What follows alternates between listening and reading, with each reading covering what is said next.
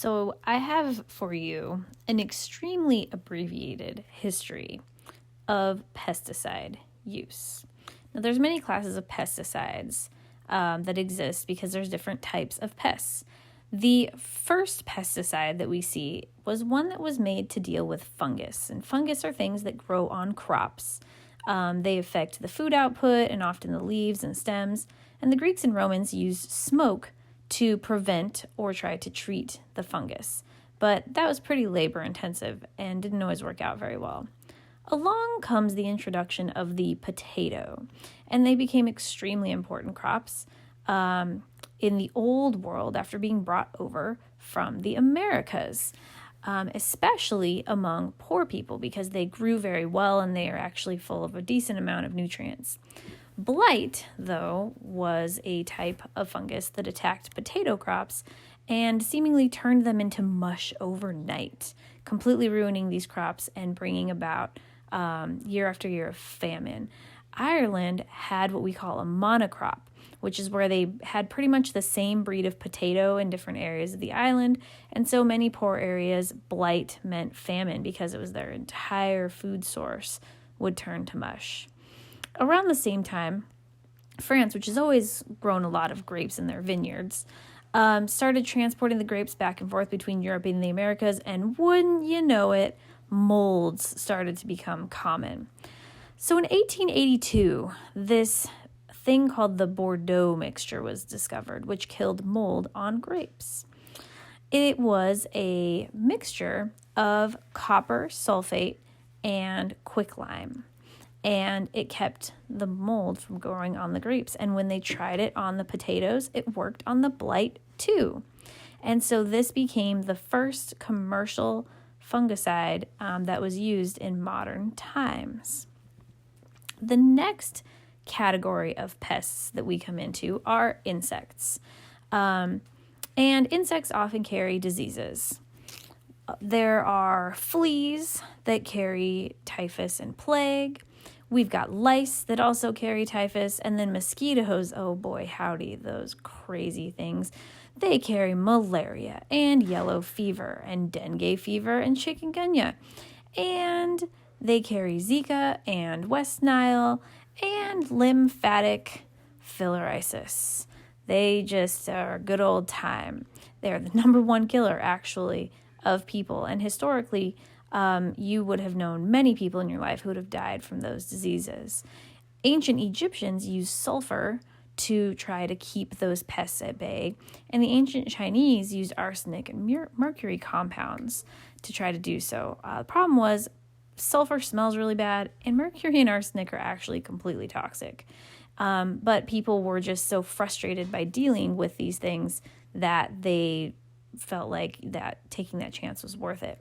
The Persians discovered that the chrysanthemum plant creates this chemical that you can get out of it called pyrethrin. It can irritate the skin, but was super effective at keeping these lice and fleas at bay, and even the Crusaders brought it back to Europe at large to be used. So in 1949, finally, we get this thing called DDT, and it wins the Nobel Prize because it kills potato beetles, it kills mosquitoes, it kills fire ants, and people start going gangbusters.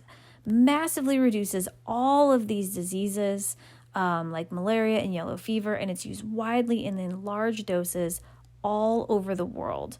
Like reports of them just like walking through airplanes with people in them spraying it because they thought they could maybe keep some mosquitoes out. In the 1950s, chlordecone comes along, and it's really good at keeping banana fields pest-free. But the problem was that every year they had to use larger and larger doses, which, as you can imagine, probably wasn't super great. We're going to get to that in a minute. In the 1980s, neonicotinoids became very popular as they kill insects while appearing to be less toxic to birds and other mammals. They were based on nicotine, like from tobacco, and we'll see they had some problems too. The last type of pest that humans really get struggling with are weeds, and these weeds are plants that interfere with our food crops. Because if we're going to plant these fields and have all this fertilizer, right, other things are going to want to grow there too. So the ancients would hand pick them, and then sometimes they would put salt water on their fields. And the salt water would reduce the weeds in the fields, but could also render the soil in the field just like completely unpalatable to plants growing at all. So fast forward to the 1940s, we get this substance called 2,4-D that kills broadleaf weeds, but not the cereal crops like grains and rice. And it starts being used extremely widely around the world. Followed in the 80s by this new other chemical called glyphosate. And glyphosate also kills broadleaves, but seems to have a safer effect on the environment. So there's kind of like this constant march towards creating these new chemicals to deal with all of these crops. But the problem is that all of these chemicals, all of these pesticides never stay where they started. So if you're going to plant a field full of food, the only way to get this stuff all over these crops to keep all these pests from growing is to literally spray it with airplanes. Things like DDT stay airborne. And then they travel into nearby areas like where birds are and thin eggshells. And so places with high DDT use, notice their bird populations plummet. Neonicotinoids kill insects and weeds and bees as well. Then when you water the crops, there's the groundwater. And so we get a lot of these things washing into the soil and contaminating the soil and the groundwater. Chlordecone, we'll get into the groundwater sources as well. Copper stays in the soil, and then other things run off into the rivers and the ocean. And chemicals like pyrethrin and chlordecone are toxic to fish. And so these things just kind of swirl about the environment. They get into water sources that can be contaminated that animals and humans drink. A lot of them are made to be sort of waterproof so that they don't wash off of the plants, so that animals don't try to eat the food crops. And so they get in or on the surface of the foods, and then the people who use them get them into their systems, and they can definitely have some negative health effects.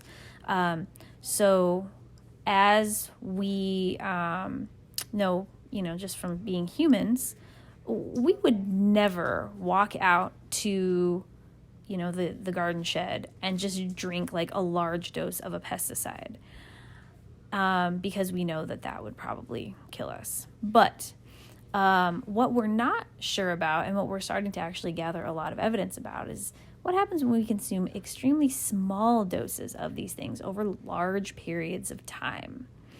And different chemicals have different effects.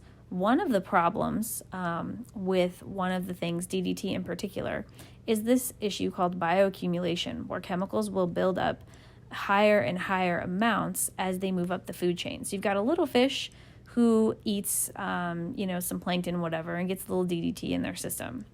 And then the next fish has the own DDT that they get out of the water, plus the small fish's DDT. And then the next fish has its own DDT, plus the DDT from the previous two fish. And then by the time people eat the fish, now they're consuming all of the DDT that all of those fish consumed. And then it stays in our system because DDT is a fat-soluble situation. And so it builds up in people's bodies. And as we found in the 70s and 80s, had some pretty unfortunate health consequences. And so each chemical has its own issue. Things that we notice in general from having a lot of these things around are hormone disruption, nervous system problems, respiratory issues, and there's also typically it's related to certain types of cancers.